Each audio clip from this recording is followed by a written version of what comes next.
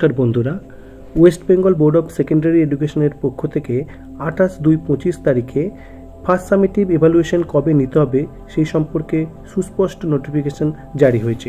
সেটি আপনাদের সঙ্গে শেয়ার করব। তার পাশাপাশি ফার্স্ট সামেটিভ পরীক্ষায় এবছরে ঠিক কত নম্বরের প্রশ্ন করতে হবে, তার পাশাপাশি ফার্স্ট সামেটিভ ইভ্যালুয়েশনের মধ্যে ফর্মেটিভ যে 3টে পার্ট রয়েছে সেটি কোন কোন সময় নেবেন এবং রেমিডিয়াল টিচিং প্রত্যেক মাসের কোন সময় নিতে হবে, বোর্ডের গাইডলাইনে কি বলা রয়েছে সেটিও কিন্তু আমাদের সঙ্গে শেয়ার করে নেব। তো চলুন আজকে ভিডিও শুরু করা যাক।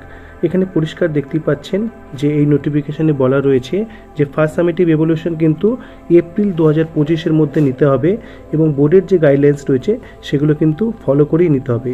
তার পাশাপাশি কোশ্চেন পেপারের ব্যাপারে বলা রয়েছে প্রত্যেক স্কুলের যে সাবজেক্ট টিচার রয়েছে তাদেরই কিন্তু কোশ্চেন তৈরি করতে হবে এবং প্রত্যেক স্কুলের নিজস্ব কোশ্চেন পেপারের সেট থাকবে সাবজেক্ট বা ক্লাস ওয়াইজ, এবং এটি পরিষ্কারভাবে কিন্তু এই নোটিফিকেশানে বলা রয়েছে। অর্থাৎ আপনারা কোনো এজেন্সি মারফত কিন্তু কোশ্চেন কিনে পরীক্ষা নিতে পারবেন না। এবার চলুন কত নম্বরের প্রশ্ন করতে হবে এবছরের যে নতুন যে গাইডলাইন সেটি আপনাদের সঙ্গে শেয়ার করি। দেখতেই পাচ্ছেন বোর্ডের যে গাইডলাইন প্রকাশ হয়েছিল সেখানে টোটাল ফার্স্ট সামেটিভ ইভ্যালুয়েশনের ক্ষেত্রে 30 নম্বর করে প্রশ্ন করার কথা বলা হচ্ছে 6, 7, 8-এর জন্য, এবং সেকেন্ড সামেটিভে 50 নম্বর এবং থার্ড সামেটিভের ক্ষেত্রে 70 নম্বরের প্রশ্ন করার কথা বলা হচ্ছে। এবং এর পাশাপাশি আপনাদের সঙ্গে শেয়ার করব ফর্মেটিভ ইভ্যালুয়েশনের বিষয়ে বোর্ডের যে বক্তব্য। এখন দেখতেই পাচ্ছেন যে ফর্মেটিভ ইভ্যালুয়েশনের ক্ষেত্রে 6 থেকে 8-এর ক্ষেত্রে এখানে দেখানো রয়েছে F1 A B C, যেটি ফার্স্ট সামেটিভের ক্ষেত্রে প্রযোজ্য, অর্থাৎ জানুয়ারি, ফেব্রুয়ারি, মার্চ 3টে মাসের প্রত্যেক মাসে নেওয়ার কথা, এবং 30, 30, 30 এই হচ্ছে মার্কস। এবং এখানে দেখুন পরিষ্কারভাবে বলে দেওয়া রয়েছে 1 formative evaluation shall be organised in every month preferably on the third week, অর্থাৎ তৃতীয় সপ্তাহে নিতে হবে, and remedial teaching to be taken up on the fourth week.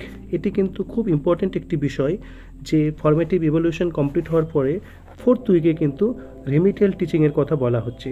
অর্থাৎ প্রত্যেক মাসেই কিন্তু ফোর্থ উইকে প্রত্যেক সাবজেক্টের যে রেমিডিয়াল টিচিং সেটি কিন্তু কন্ডাক্ট করার কথা পরিষ্কারভাবে এবারে বোর্ডের যে গাইডলাইন সেখানে বলে দেওয়া রয়েছে। এখানে আরও বলে দেওয়া রয়েছে যে কিভাবে আমাদের ফর্মেটিভ ইভ্যালুয়েশন হতে পারে। Form of test may be classroom test on written questionnaire, অর্থাৎ আপনারা কোশ্চেন তৈরি করে তার মাধ্যমে রিটিন যে ভাবে আমরা টেস্টটি নিতে পারি, তার পাশাপাশি প্রজেক্ট ওয়ার্কের কথা, verbal test, physical activity, model demonstrations or any other innovative assessment frame, এইগুলির মাধ্যমে কিন্তু আমরা ফর্মেটিভ ইভ্যালুয়েশন নিতে পারি, বোর্ড পরিষ্কারভাবে জানিয়েছে। আপাতত এই দুটি ইনফরমেশান আপনাদের সঙ্গে শেয়ার করা হলো।